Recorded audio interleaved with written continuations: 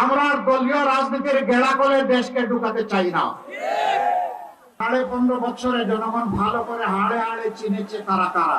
সারা দেশের মানুষকে তারা জিম্মি করে এদেশের মানুষের উপরে তারা খুনের তাণ্ডব বসিয়ে এবং নিরীহ দেশপ্রেমিক মানুষকে ধরে নিয়ে আয়না করে ঢুকিয়ে দিয়ে হাজার হাজার লাখ লাখ মামলা দিয়ে অসংখ্য মানুষকে জেলে পুরে আমার একান্ত এই ভুবনের সঙ্গী হয়ে থাকে শুধু স্টেলা।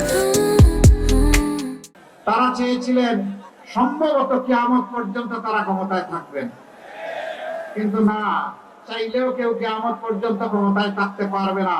আমরা জামাতে ইসলামীর বিজয় চাই না, আমরা চাই বাংলাদেশের 18 কোটি মানুষের বিজয়। 18 কোটি মানুষের বিজয় হলে তার গর্বিত অংশীদার আমরা সবাই হব। আমরা দলীয় রাজনীতির গেড়া করে দেশকে ঢুকাতে চাই না। এই জন্যই আমরা আজ ঐক্যবদ্ধ, আমাদের স্লোগান ঐক্যবদ্ধ বাংলাদেশ। আর কাউকে ধর্ম বর্ণের ভিত্তিতে এই জাতিকে বিভক্ত করতে দেব না, আমরা কেউ দিব না।